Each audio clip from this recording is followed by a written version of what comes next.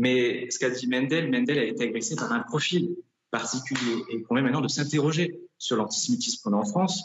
Il a été agressé par des gens qui l'ont interpellé en disant « juif » en arabe.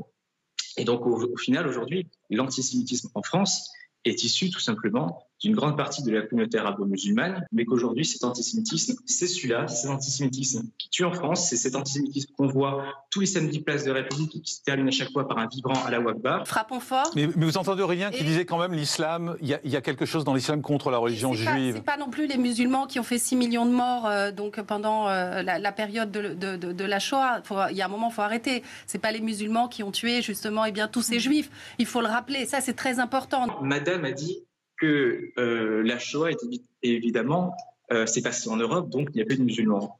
Je tiens à préciser un point, c'est que Hitler a rencontré le grand moufti de Jérusalem. Donc vous voyez, ce n'est pas qu'un problème européen.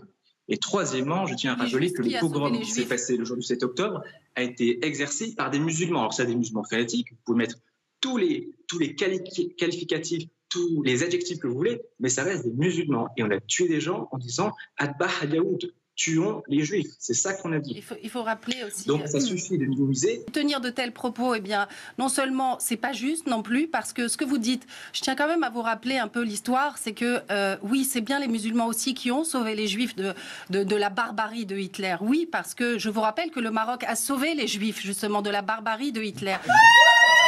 S'il vous plaît, s'il vous plaît.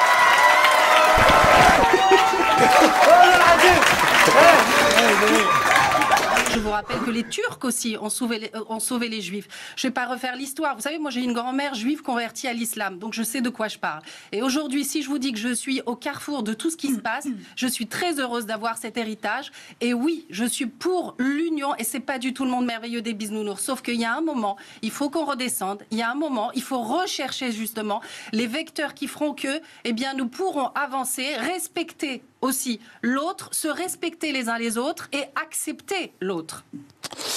Aurélien, réponse rapide. Oui, je dis simplement que madame ne connaît pas ces deux l'ensemble des Juifs de France. Et vous irez dire votre message bisounours à tous les Juifs qui ont quitté les banlieues parce qu'ils n'en pouvaient plus de vivre dans les banlieues islamisées au quotidien. Vous irez dire également cela aux parents qui ont retiré leurs enfants des écoles juives, des écoles laïques, parce qu'ils se faisaient tabasser par souvent des petits maghrébins. Vous irez dire également tout ça. Et puis également, madame, ce qui est très intéressant, c'est que lors de la manifestation contre la lutte, la manifestation contre l'antisémitisme, il n'y avait pratiquement pas un seul responsable du culte musulman, sauf évidemment l'imam Chougami. Sinon, le reste, ils étaient bien absents. Et on l'a bien vu, madame, dans la manifestation. Et je tiens à dire quelque chose. Madame qui disait, il y a les juifs, il y a les musulmans, etc. Moi, je n'en veux pas de vivre ensemble.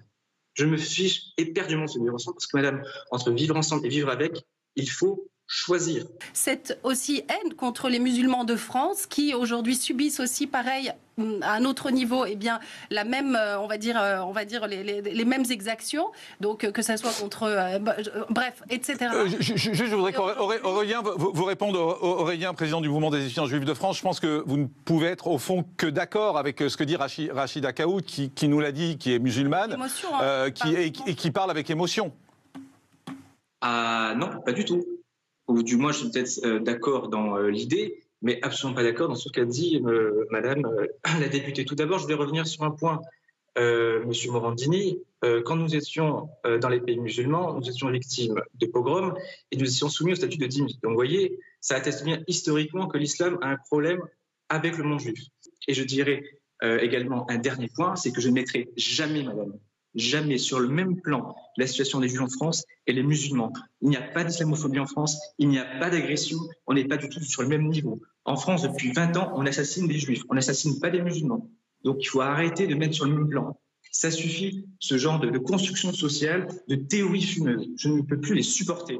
Parce qu'en disant ça, à chaque fois, ça met de côté la situation des Juifs en France, mais pas que des Juifs, parce que d'autres gens sont victimes également en France. Alors, on laisse Rachida qui a été interpellée répondre. Non, moi je trouve triste vos propos et honnêtement, heureusement que tous les juifs que je connais, qui m'entourent, et puis ne sont absolument pas de votre avis. Ils sont plus justement dans cette direction qui est la recherche de la paix, de l'union.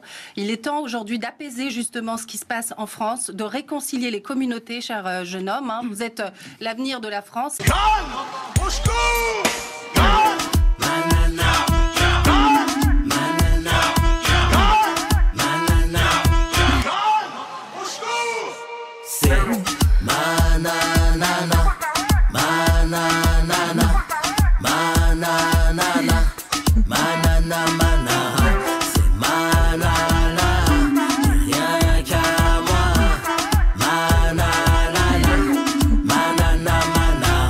la chanson de l'été, Nana Manara de Nicolas Malone sur Spotify, iTunes, et bien sûr Deezer pour bouger, danser, se remuer.